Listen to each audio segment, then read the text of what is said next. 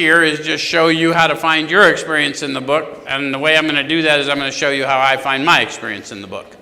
So I'm not telling you what the book says, I'm just going to show you how I find what it says to me and encourage you to have your experience with it. Does that make sense? If we both do our job, we will share a spiritual experience in this room tonight. How many of you have been here before and can witness for these folks that happens? Very good. So there's a bunch of them raising their hands. Those of you that are joining us online, when we talk about a spiritual experience in 12-step recovery, we're not talking about something conceptual. We're talking about something sensory, tangible. You will feel it. When you do, I'll know, and I'll call it to your attention. Because we would cheat you to talk to you about the power we call God without a demonstration of the power. Fair enough? And tonight we're in step 12, but before we launch into that, who's members in here tonight? How many members we got in here? Very good. Hello. Thank you guys, and men and women, appreciate you coming out. And you, if you haven't been told, tell your fellow members, your families are welcome here. We open the doors at 6:15. You can spend time with your family and then bring them into the meeting so you get to see them and let them see you, in addition to the rest of your experience, especially you guys in the first 30 days when you're waiting on passes, huh? They can at least come here, and they can also come on Saturday to the Recovery Church. Those of you that are inclined, we have an Easter service this weekend. Chaplain Lee's going to officiate Saturday night, and your family's welcome there too. In fact, Chaplain Lee officiates every night. Those of you who are members, if you need to talk to him during the day, you know how to find him, I assume. And if not, ask one of us and we'll get you pointed in that direction. I think that's all. There is a meeting, a position of neutrality discussion group where Brian and Wayne work every Monday to try and help people get a better experience, kind of get past their doubt and prejudice. So if I'm going too fast for you, see them on Monday night and they'll help you kind of break it down too. Brian and Wayne, position of neutrality discussion group, and it's in one of these ballrooms every Monday night. Yeah, guys? Yeah. All right, so tonight we're going to take a look at step 12. And in step 12, we have to go to chapter 7, page 89, a little chapter called Working with Others. So, let's start with what the authors have to say. You're going to find that these authors give a lot of promises and conditions. And the only reason I point that out to you is that over the years, if all you do is fellowship, you'll go in fellowship halls and you'll see things hung on the wall that say the promises or the 12 promises.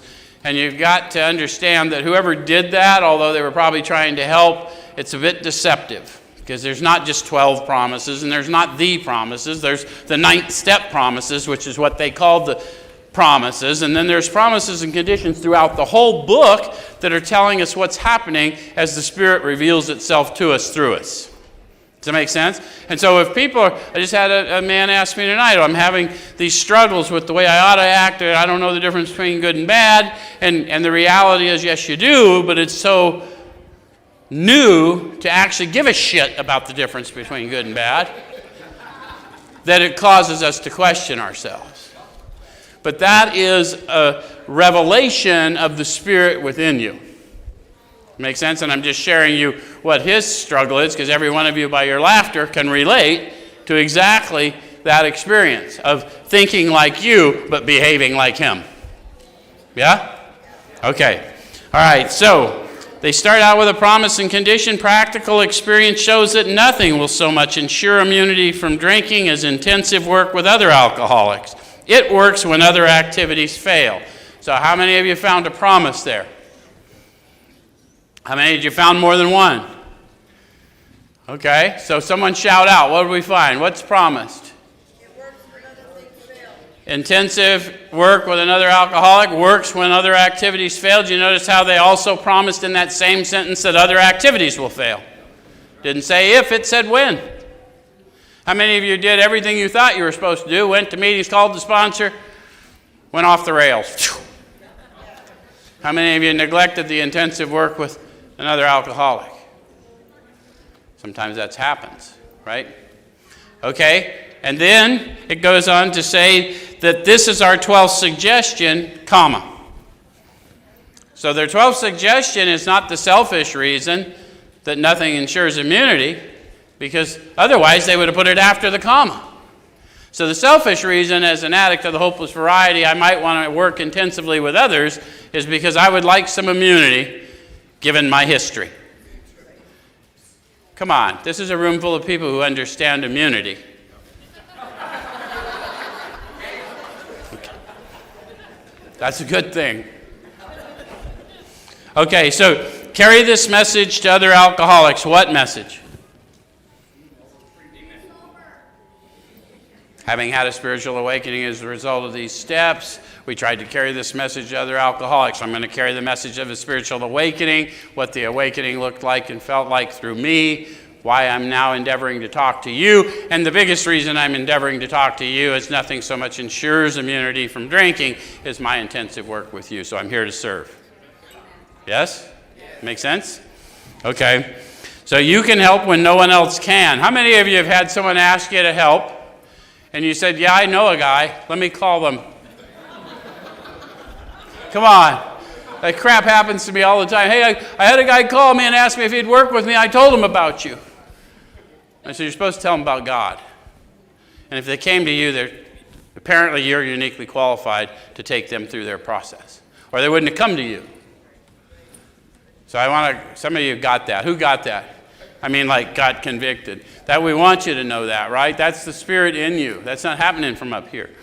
All right, so you can help when no one else can. You can secure their confidence when others fail. Remember, they're very ill. Why'd they remind me of that?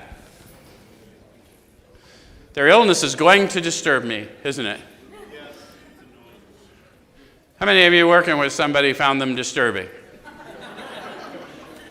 How many of you can imagine that people working with you found you disturbing? That's how we're uniquely qualified. We've been through some very difficult and painful experiences which empowered us to avert suffering for thousands more, properly armed with the facts about ourselves. Make sense? Okay. So it says life will take on new meaning. How many of you need life to take on new meaning from time to time? These aren't theories, guys. This is the facts from their experience. This is them carrying a message to us all these years later. Life will take on new meaning. To watch people recover, to see them help others, to watch loneliness vanish, to see a fellowship grow up about you, to have a host of friends. This is an experience you must not miss. Notice how they talked about all the things I was going to watch, but they called it an experience that I must not miss. Why do you think they did that? They used the words they meant. They meant the words they said. They're very intentional about their wording.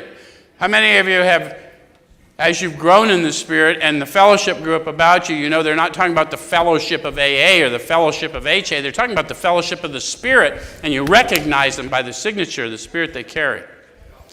So that's an experience you must not miss because that's vital.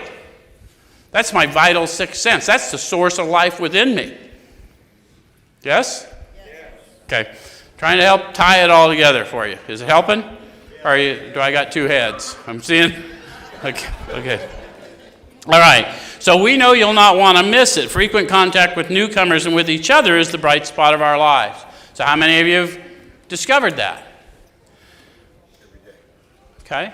So even if you're not particularly in fellowships of recovery, you're in fellowships of your church or you're in a fellowship around here, and as you start to appreciate how important you are to one another, it really is a lift, yes? Okay. So perhaps you're not acquainted with any drinkers who want to recover. You think that's true in Phoenix, Arizona today? We kind of chuckle, but think about it. How many of you have met people who do not seemingly want to recover in places that you find it weird to find them? I've heard arguments for years in recovery fellowships that we do not recover. You're always recovering. You never recover. Well, when they wrote this book, they declared it. Of course, it wasn't a medical diagnosis then, so I suppose from a clinical standpoint, you are always recovering. But from a spiritual standpoint, you're recovered. You're redeemed. Does that make sense? So we're talking about two different things here. Some of you felt that. Who felt that? That was the Redeemer. That wasn't the speaker. If you felt it in you, that's you know who's got you, right? All right. So It says you can easily find some by asking a few doctors, ministers, priests, or hospitals. They'll be only too glad to assist you. How many of you have found that medical professionals, clinical professionals, when they're dealing with somebody that's an addict in active addiction, they just as soon hand them off to you? Doctors don't like dealing with us. How many of you have dealt with doctors when you're in active addiction? How many of you got told you were exhibiting drug-seeking behavior? Kind of the way they got the fucking system set up, ain't it? That's my new dope dealer. Got to go. Okay. All right, so they'll be only too glad to assist you. Don't start out as an evangelist or reformer. What do they mean? My walk and my willingness to serve is my evangelism, not so much my talk, right? And if I'm a reformer, I'm talking about the evils of alcohol, the evils of drugs, right? And quite frankly, alcohol and drugs always did for me precisely what I wanted them to do for me. So I got no beef with drugs and alcohol, right? That I eventually wasn't tough enough to carry that sucker all the way out. They whipped me, but okay. All right, so unfortunately, a lot of prejudice exists. You'll be handicapped if you arouse it. Ministers and doctors are competent, and you can learn much from them if you wish, but it happens that because of your own drinking experience, you can be uniquely useful to other alcoholics. They warned us back in 1 that the alcoholic, the addict, properly armed with the facts about himself, can generally win the confidence of another in a few hours. And until such a meeting has been accomplished, nothing can be accomplished. So it's, again, I'm not evangelizing or I'm not reforming, but I know the unique experience of addiction. Does that make sense? I know what it's like to behave in ways I don't even recognize. Yes? Okay. All right, so cooperate, never criticize, to be helpful is our only aim. When you discover a prospect for Alcoholics Anonymous, find out all you can about him. How do you do that? Yeah, listen to him. Right? We always like to go about talking to them, but we tend to, because we think we can talk them out of something, we're not that powerful. And if people have been around our fellowships, they'll think they know how to impress us. Have you had that happen? I just need someone who's going to be tough on me. I need a lot of direction. You ain't ready. If you already know what you need, you don't need God. But from the fact that you came to me, I'm guessing you do need God. So quit trying to impress me, because I ain't he. I'm just his ambassador. So don't waste time trying to persuade them. You may spoil a later opportunity. See, we try and think that we can avert suffering for them when they're not demonstrating any faith themselves. I think if you guys are Bible students, even the Lord himself credited their faith, not his, when people got healed. And those of you who are not Bible students, just take that bit of wisdom as fact. If you don't, or they don't, meet me at least with some percentage of willingness on their own, once they've been shown unconditional love, there ain't much anyone can do for them. Right? There's going to be some stuff you got to do to participate, yes? And that ain't any reason to hate on them. It's still teaching me powerlessness. Yes? Okay? All right, so this advice is given for his family also. They should be patient, realizing they're dealing with a sick person. So if they don't want to work, but they've called you because their family member is disturbing to them, you can tell that family member of your redemption and give them hope. Because they can seek the same power. They're suffering in the same addiction, but they're watching it outside of themselves, same as you. There's no reason not to minister to the family. Make sense? All right. So I'm going to jump over to the next page, and I'm going to stay in the middle of that page, 91, middle of the page, because where most of us are going to start meeting people, at least initially in meetings and places like this or whatever. So what they suggest is see your man alone if possible. So how many of you have discovered that can be a little difficult when you meet him in a meeting hall? So how do y'all do it, those of you that are working with people? Come on, this is your meeting. This isn't Joe's meeting. This is y'all's meeting. This is an interactive thing. See, I ask questions, you respond. That's how this...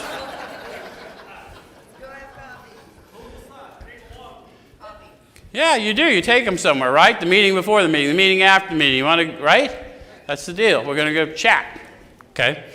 At first, engage in general conversation. After a while, turn the talk to some phase of drinking. So you're steering the conversation, but not a direct assault. How many of you have found that a better approach? Yeah? Tell him enough about your drinking habits, symptoms, and experiences to encourage him to speak of himself. Do you know, are you properly armed with the facts about yourself? Do you know your drinking habits, symptoms, and experiences?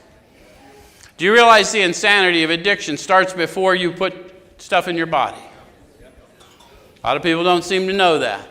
How many of you are disturbed by life and holding on to grievance, hanging on to resentment? The insanity of addiction is alive and well in you if you are. Does that make sense? So if we're running around actively in our control addiction, mad at other people for behaving like people, we're on our way to a drink. Make sense? So what are my symptoms once I take a drink? I have an abnormal reaction to alcohol. Instead of sedating me, it energizes me. Any of you drinkers? Did you ever experience being energized by alcohol? That's an abnormal reaction to a sedative. Where's my opiate addicts? Did you have them fooled? They thought you were doing really good when you got a little bump, didn't they? You're out mowing the lawn with the vacuum cleaner.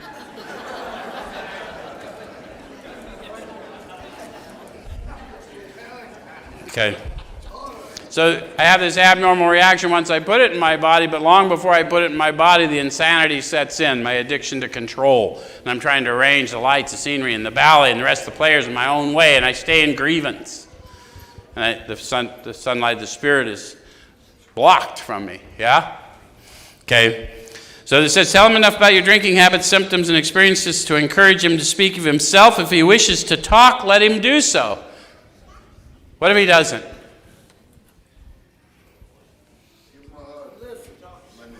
That's beautiful. That's exactly right. Show him love, unconditional. Sometimes you just want to sit with someone in silence and be silent and not feel judged. You'll thus get a better idea how you ought to proceed. How many of you sitting there in silence with somebody, letting them feel their pain, got inspiration in the spirit and you knew how to proceed?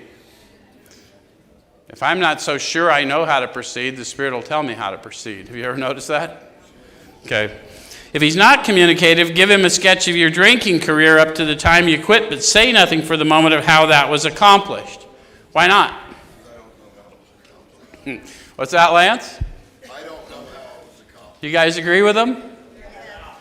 If we get honest with ourselves and we were really addicts of the hopeless variety, we have no clue how me getting free of that daily moment-by-moment insanity was accomplished. I drank every day, no matter what. I didn't stop unless I was handcuffed or chained down or somehow restrained, and then one day, pow, it never happened again.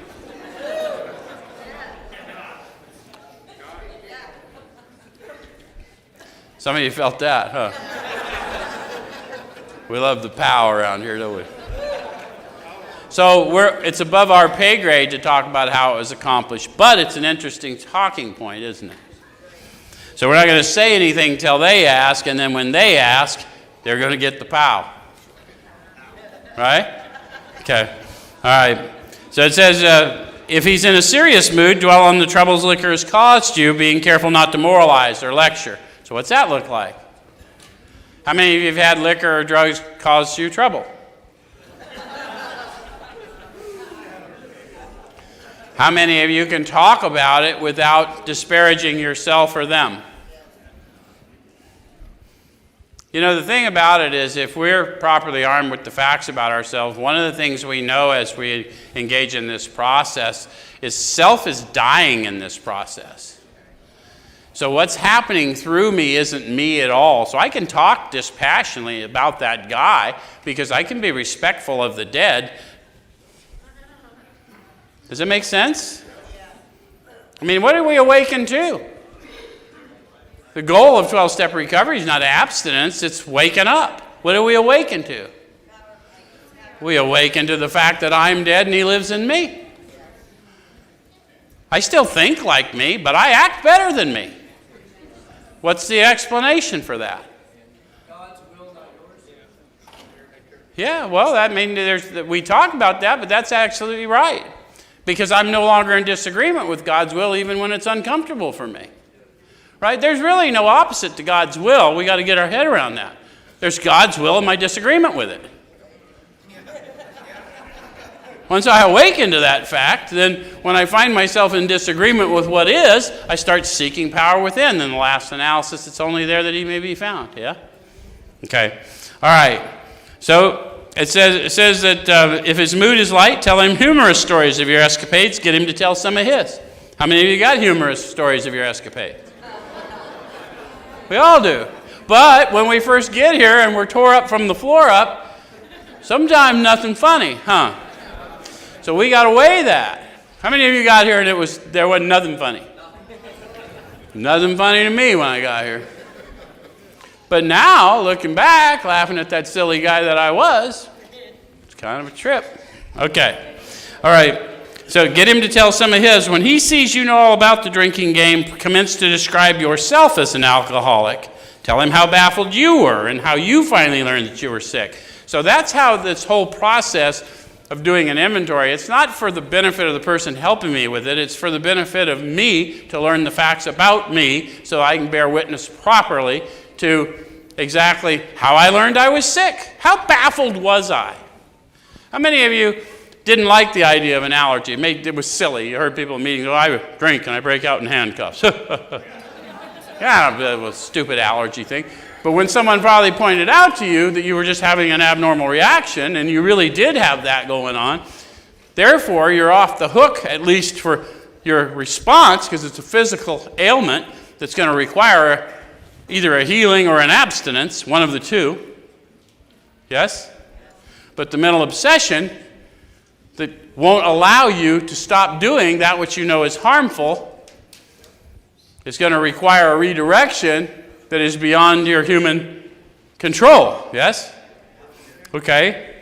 So it was a little baffling when I went places and people said, "What'd you do today to stay sober?" And I'm saying, I've tried everything. Anyone know what I'm talking about? I went to the meetings. I sat down with people. I poured my heart out, and then I went back out to the car and I got the bottle out from under the seat and I poured it down my neck.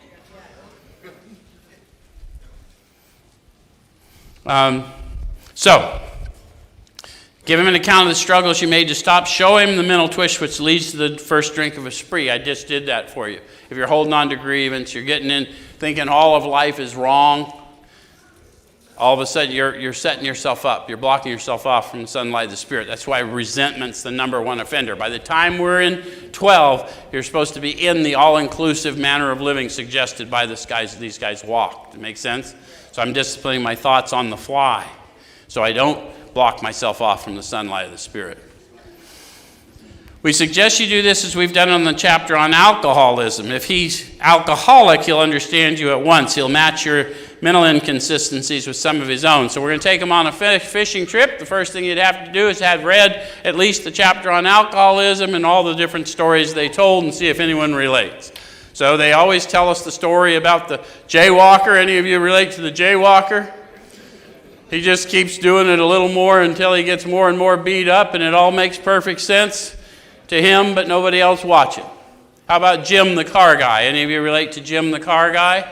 He owned a car dealership, didn't drink till he was 35, but once he started drinking at 35, found out he was damn good at it. And he ended up losing the car dealership he owned and had to go back to work for it, even though he once owned it. Any of you ever lost a good job because of your addiction and had to take a less good job? Okay, well, Jim did that, and he was on his way to work one morning, and he was a little agitated. Any of you ever been a little agitated on your way to a job that wasn't quite what you thought you should have? Look at who I'm talking to. A whole room full of people who work for 13 cents an hour, right? So on his way to this job, He gets a little agitated. When he gets there, he has a few words with the boss, but nothing serious. Any of you ever had a few words with the boss, but nothing serious? After that little skirmish, he decides that although he's at the car dealership where people come to buy cars, he's going to go out in the woods looking for people to buy cars that don't come to dealerships. Perfectly logical conclusion, right? So on his way out to these woods where car buyers that don't come to dealerships hang out, he passes a roadside place where he's eaten many times. And oh, by the way, they have a bar. But that's not a problem because he does not pick up no matter what. Any of you ever been in that mode? So he wanders in and he orders a sandwich and a glass of milk. And then the thought came to him, I'll order another sandwich and glass of milk and a shot of whiskey. Because if I put that shot of whiskey in my milk, it can't hurt me on a full stomach. Now that is a perfectly logical conclusion to reach for a person who doesn't know they have an abnormal reaction that's going to cause them to not be able to stop. So what happened, according to Jim's storytellers, is the experiment went so well that he had another. And then another, and then another trip to the asylum for Jim. So any of you relate to that? I know a lot of people focus on the whiskey and the milk, and they go, I don't put whiskey, I'm not a drinker. How many of you had some clean time and went to the dope house just to show the fellas how good you're doing? Did you get a similar result? A week later, you're still in the same trap house? Okay, so we roughly identify with Jim. If you never took it that far, then I can't even think of the other guy's name that went to New York and he didn't drink. He just, I'm done. I learned it from the alcoholics. I don't have to do that. I never took it that far, but he had a successful day, walked through the lobby of the hotel, walked into the restaurant, decided to have a few highballs with dinner. He came to a few days later in a cab. Any of you ever do something like that where you weren't fully aware of your condition? Where's my polite heroin users? Weekenders.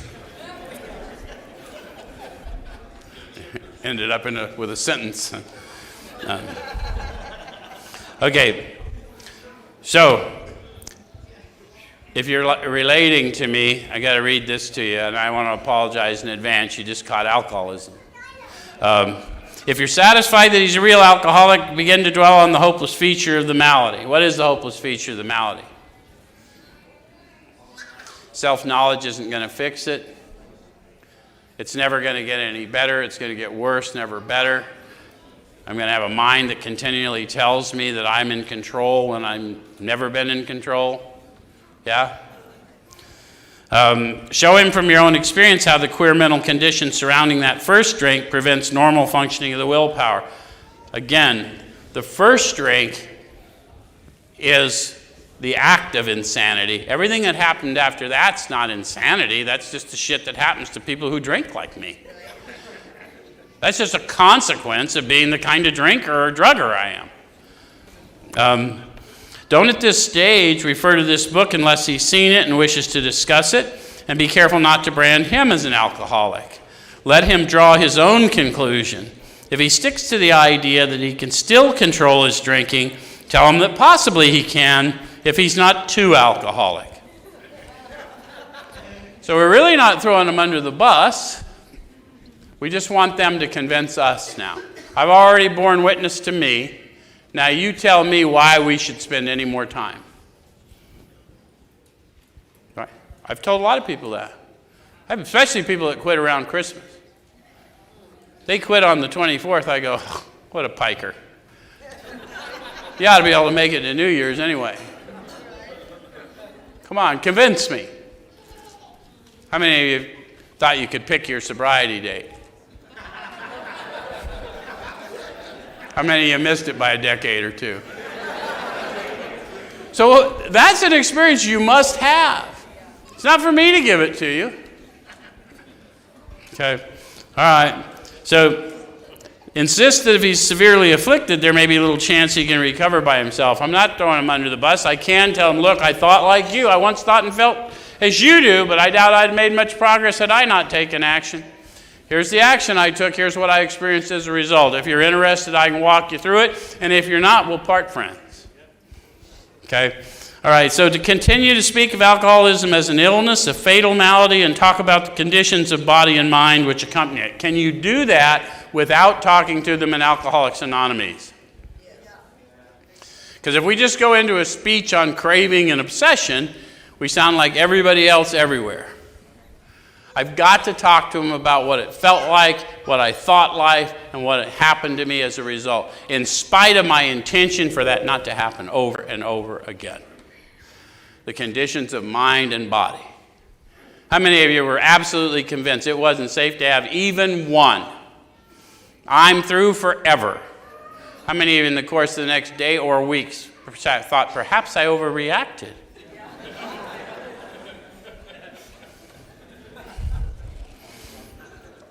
How many of you, once you started putting it in your body, no matter how many rules you set for yourself, you broke your own rules? So I didn't say craving or obsession, but I just described an experience we've all had. Right? Okay. Keep his attention focused mainly on your personal experience. Explain that many are doomed who never realize their predicament. Doctors are rightly loath to tell alcoholic patients the whole story unless it'll serve some good purpose. But you may talk to them about the hopelessness of alcoholism because you offer a solution. So that sounds like a promise, but that's really a statement of responsibility. Because I've got to be properly armed with my facts about myself, and I've got to tell the truth with grace. What is the solution? A lot of people get baffled with that. I'm not offering them a meeting list, and I'm not offering them a new process to go through. I'm offering them the solution within me, the power to live within me that I have discovered as a result of the process. The solution I have to offer you is that which led me to you. Just the way it is. The solution is God consciousness, because that expresses itself through me as spiritual inebriation. And since I'm dependent by nature, I had to switch what I was dependent on. And so I have switched my dependence from chemicals, synthetic, worldly things to otherworldly experiences. How many of you were drinkers? How many of you didn't want to eat when you were drunk because you didn't want to wreck the bus? So the more you grow in the spirit, you won't want to eat of worldly things because you don't want to wreck the bus. Because you're dependent by nature, and we just are really good at not wrecking the bus once we figured out the... All right. So you'll soon have your friend admitting he has many, if not all, the traits of the alcoholic. If his own doctor is willing to tell him that he's alcoholic, so much the better. Even though your protege may not have entirely admitted his condition, he's become very curious to know how you got well. Let him ask you that question if he will. So we're just leading them up to a point that they will ask, because all it's going to sound like nonsense. Don't be afraid to sound like nonsense. All things of the Spirit sound like nonsense to people of the world. So you're going to have to talk to them in truth and trust that the power led you to them, and they're going to feel you when they can't hear you anyway. Yes? Okay. Same thing that happened for y'all. None of you are in here by accident. How many of you guys realize this has never been advertised? But here you are.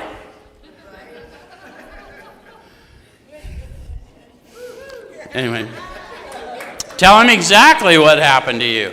So are you armed with the facts? Can I tell exactly what happened? I told you a little bit about it. I used and drank every day no matter what. I passed out in cars in August in Phoenix. Paramedics janked me out. I was in a coma for a week. I was awakened from that coma and had to be rehabbed so I could feed myself and do it whatever. And the minute I got to where I could stand on my feet and move my hands to my face, I asked if I could go out and smoke, and I walked across the parking lot and got a beer with my ass hanging out. That's who I was. And then one day I went through that experience again, And I ended up in a residential detox of some sort. And a guy came in and he spoke to me of this book like I'm speaking to you. And he hit me with so much power in my fog, I knew if he would tell me what it is he knew, that I would never be that guy again. I've never been that guy again from that minute. That was a lot of years ago, and look at what's going on now. And that all credit to God. The same reason you guys have a house to come to when you come from where you come from, right? This was all a vision given to us years ago to create a place for people to come home, to get ready to re-enter, and they learn about God not through our word, but through our walk.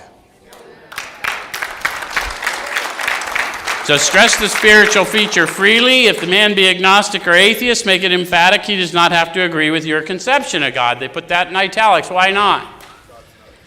Yeah, God's not a concept anyway. God's an experience. So you don't have to agree with me. Walk with me. If you don't believe that there's a healing power flowing through this place and through these people, walk with me. The lame walk. The deaf hear. The blind see. The captives are set free. Every day, right here, middle of Phoenix. Kenny, am I telling the truth? Okay? And we encourage you. Kenny will walk with you. Chap will walk with you. Denise, Matt, Trina, any of us, Jim, if you look around you, Rashawn, Robert, we will walk with you. We'll show you. If you don't believe, if you're having trouble, walk with us. We'll show you. Okay. He can choose any conception he likes, provided it makes sense to him. It's okay for you to be in a conception when you're first getting met, and it should be logical. So don't listen to the nonsense in the fellowships that it's a group of drunks or it's a doorknob, because that power is not found inside of you, that's outside of you. I need you to have access to power within you. You already have it, I just want you to wake up to it. Okay? All right, so the main thing is that he be willing to believe in a power greater than himself and that he live by spiritual principles. Again, I have to point out, if you're not willing to believe in a power greater than yourself, you're in the wrong room. You're wasting valuable high time. And I'm not talking about a theology. I'm talking about if you don't think the chemicals that chased your ass in here are power greater than you, we got nothing more to talk about.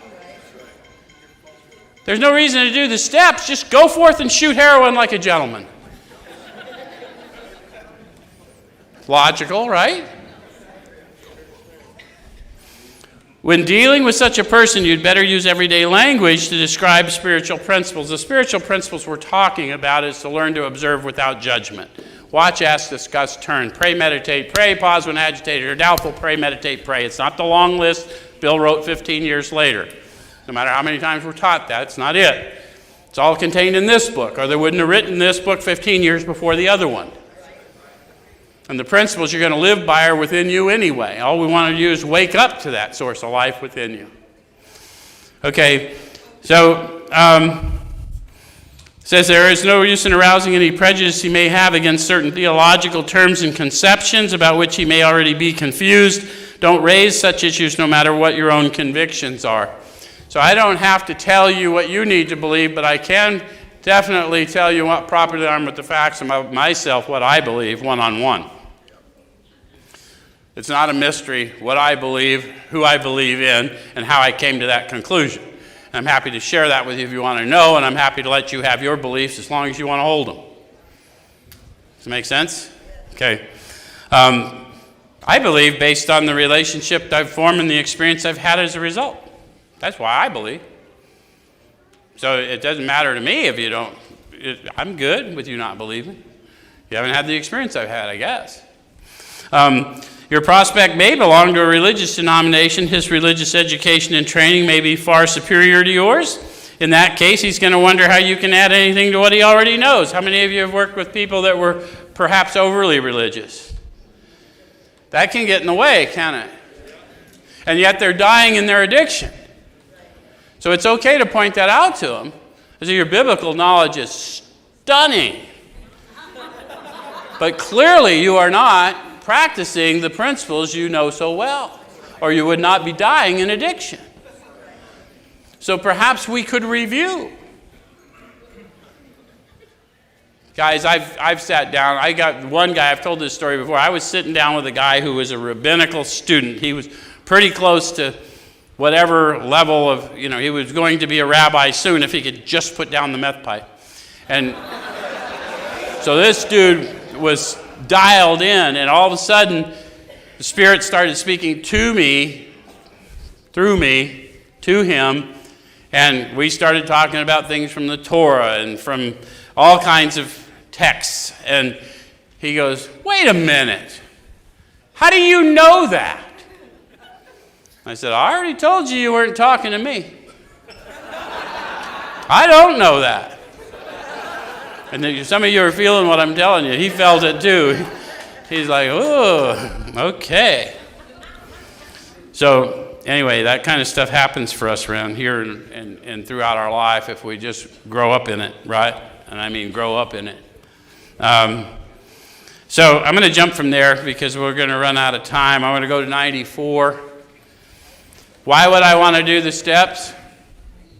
Because they work. Yeah, right. I got to find a power by which I can live. I got a power in me that clearly wants me dead, and I get a glimpse of a desire to live from time to time. I need to awaken to the power that wants to live and let that one that wants to die go away. Yeah?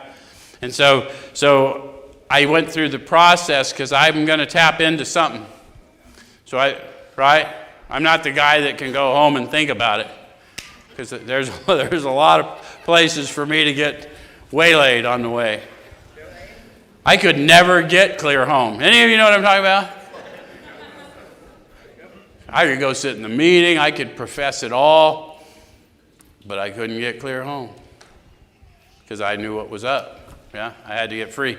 Anyway, and so someone took me, I was talking to a guy from New York today. He says, "So what does it take you, about a month to get guys through?" I said, "Guys, our guys don't have a month. We try and get them through in a day or so. If you got a month, you're not serious."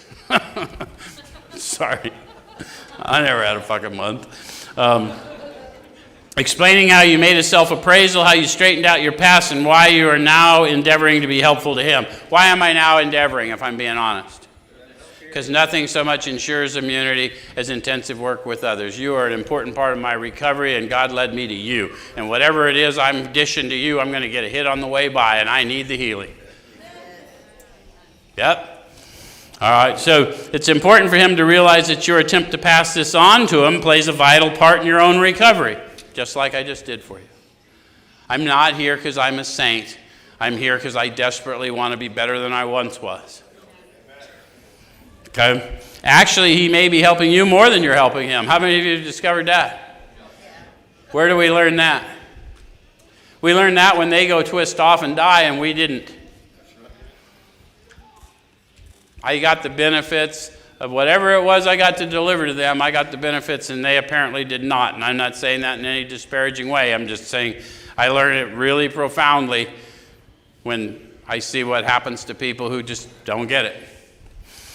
Make it plain he's under no obligation to you, that you hope only that he'll try and help other alcoholics when he escapes his own difficulties. Why do I hope that for him?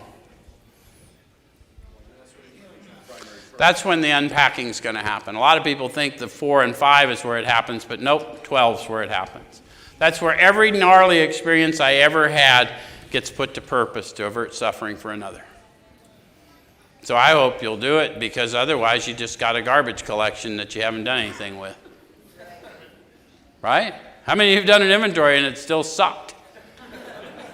Until you go put it to purpose, yes? And then you realize that all of that was preparation. All right, so suggest how important it is that he place the welfare of other people ahead of his own, and make it clear that he's not under pressure, that he needn't see you again if he doesn't want to.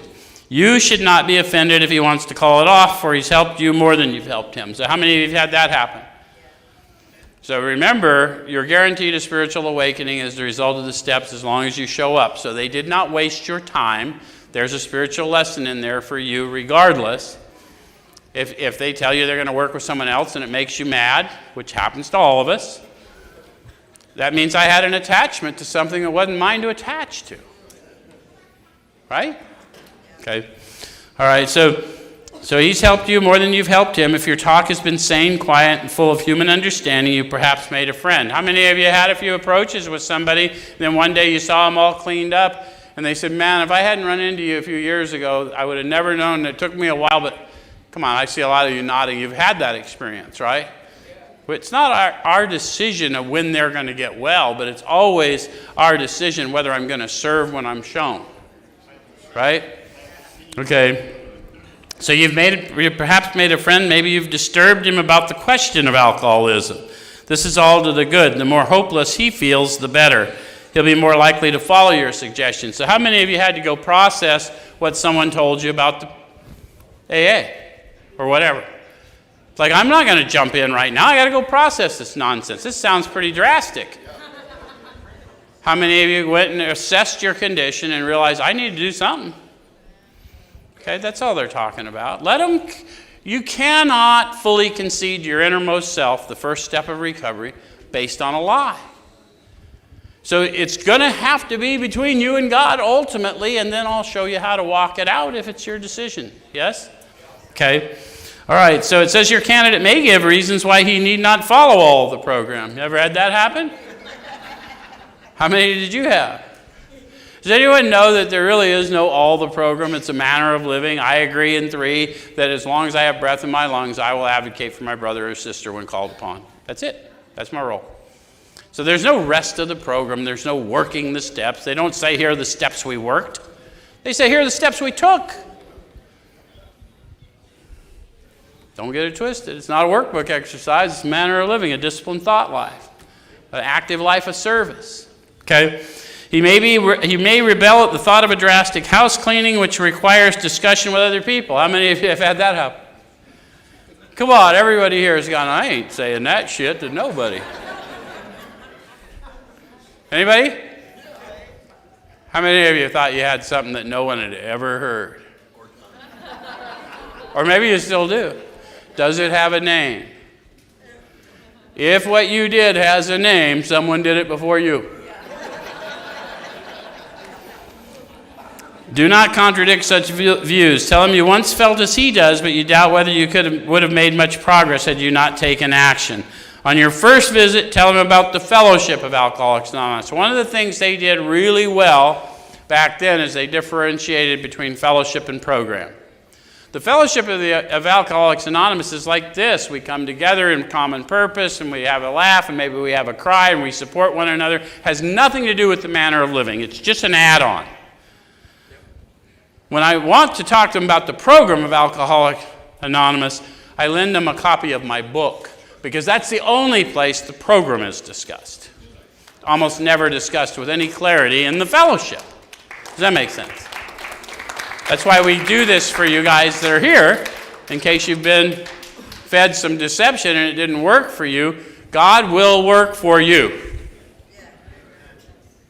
And he will put you to work for him. Okay, so it said, let's go from there over to 96. It says, do not be discouraged if your prospect does not respond at once. How many of you have worked with a few people and had your prospect not respond at once? So what they say is search out another alcoholic and try again. You're sure to find someone desperate enough to accept with eagerness what you offer. So one of the things is it needs to be their desperation, not mine. How many of you have seen somebody you wanted to help for your own selfish reasons and they wouldn't get it, but someone you really didn't want to help because of your own judgments, all of a sudden grasped it and got well? Probably every one of us were that guy when they walked in and go, that guy's never going to get it. I guarantee you I was. But if someone's paying attention, I accepted with eagerness what they offered when they finally hit me with a dose of truth. Not the nonsense I hear, the truth. Right? Okay. So we find it a waste of time to keep chasing a man who cannot or will not work with you. If we leave such a person alone, he may soon become convinced that he cannot recover by himself. To spend too much time on any one situation is to deny some other alcoholic an opportunity to live and be happy. One of our fellowship failed entirely with his first half dozen prospects. He often says that if he'd continued to work on them, he may have deprived many others who have since recovered of their chance.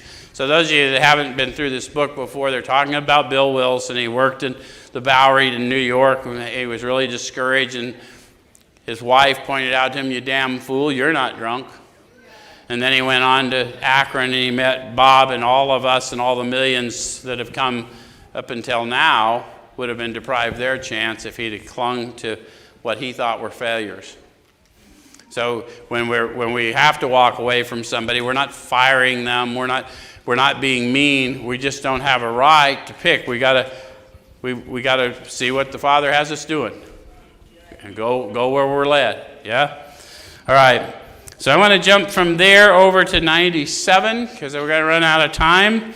It says, never avoid these responsibilities. So what they did is they went through a whole bunch of things about taking people in our homes, giving them money, doing all those types of things that we all do as community, yes? It says, never avoid these responsibilities, but be sure you're doing the right thing if you assume them. So how do I know? Back to our question about what's good and what's bad.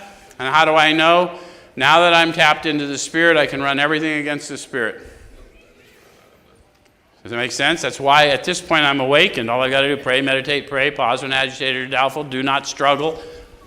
The right answers will come if we want them. That's what all that preparation was for, is so I can serve effectively. Okay? So helping others is the foundation stone of your recovery. So how important are they? There's another book that says, whatever you do for these brothers and sisters of mine, you do unto me. So that's the foundation stone of my recovery, is whatever I do for the least of these. Because I are the least of these. Yet I've been redeemed. Yeah? Okay. So a kindly act once in a while isn't enough. You have to act the Good Samaritan every day if need be. So you guys know the story of the Good Samaritan? The least likely guy to help, right? But he did help. He did more than help. He bandaged the wounds. He took him to the end. He paid the tab, said he'd be back in a few days to settle up. He took responsibility for his brother. Okay? Every day if need be. How many of you found that can be a pain in the ass? How many of you worked with a lot of people? Got a call at an inopportune moment? I'm the only one. You guys don't want to... How many of you got that 2 o'clock in the morning call? The drunk dial. Well, you don't understand. No, I fucking understand. It may mean the loss of many nights' sleep, great interference with your pleasures, interruptions to your business. It may mean sharing your money, your home, counseling frantic wives and relatives, innumerable trips to police courts, sanitariums, hospitals, jails, and asylums. How many of you had other people have to come to you at hospitals, jails, and asylums? How many even had visits from people you didn't know who came to comfort you at hospitals, jails, and asylums? That's why 9 was prepping me for the big amends, which is 12, because all the experiences I've benefited from brothers and sisters who came to give me comfort in my depths, I now owe that unending debt going forward. Does it make sense? Okay. So it says your wife may sometimes say she's neglected. A drunk may smash the furniture in your home or burn a mattress. You may have to fight with him if he's violent. And sometimes you'll have to call a doctor and administer sedatives under his direction. Another time you may have to send for the police or an ambulance. Occasionally you'll have to meet such conditions. The guy that took me through the steps initially told me that was the 12-step promises. Basically what that is just a job description for the job I took in 3, right? I have a new employer, and being all-powerful, he provides what I need if I keep close to him and perform my work well. And now I know that keeping close to him is building consciousness, and now I'm out serving. Make sense? Not my direction, but his direction. All right. So it says, we seldom allow an alcoholic to live in our homes for a long time. It's not good for him, and it sometimes creates serious complications in a family. So we don't want to overhelp. It's a hand up, not a hand out, because we don't want them dependent on us. Yes? Okay. I'm going to jump from there over to 98. And last week we talked about 10 and 11. We talked about growing in understanding and effectiveness. And I said understanding of what, effectiveness at what. And then I promised you this week we'd take a look at what we're growing in effectiveness at, and now they're going to tell us in 12. Make sense? Now we're serving. So it's not the matter of giving that's in question, but when and how to give. How many of you have had people give you rules for how you should give? How many of you have broken said rules because you could see your brother and sister needed something different? How many of you have offered them prayer when they ask for something else? How many of you have given them money and someone says, you're just going to spend it on drugs? Yeah, that's what I'd do. Who do we get our rules from now? Power within. I know I'm telling you what to do or how to do it. I mean, it might be nicer if they're hungry, take them for a meal, sit down with them, show them some fellowship. But if you don't have time for that or whatever, I got a book that tells me give to everyone who asks of me. Not necessarily what they ask, right? Okay. All right, so that often makes a difference between failure and success. The minute we put our work on a service plane, the alcoholic commences to rely upon our assistance rather than upon God. So I would cheat them to talk to them about the power I call God without a demonstration. So I can speak to them, I can speak over them, I can pray with them, I can even give them enough money for some comfort, but I can also tell them who they are and whose they are, and that will go with them. That will go with them. God, he clamors for this or that, claiming he cannot master alcohol until his material needs are cared for. Nonsense. So how many of you have had that happen? There's no way I'm going to get sober unless I have a house or a car. How many of you went and got high when you didn't have a house or a car? So that's silly. Nonsense. How many of you had a house and a car and you went out and got high until you didn't? How many of you stopped getting high right on that moment? So circumstances got nothing to do with any of that nonsense, right? Okay.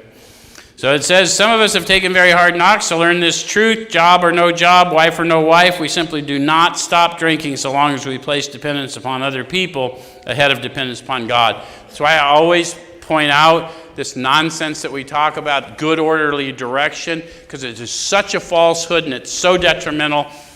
The power is found in you. I'm not here to convince you to come to a meeting or a room. What I'm telling you is I wouldn't have been sent to you if you didn't desperately need the power that I'm talking to you about.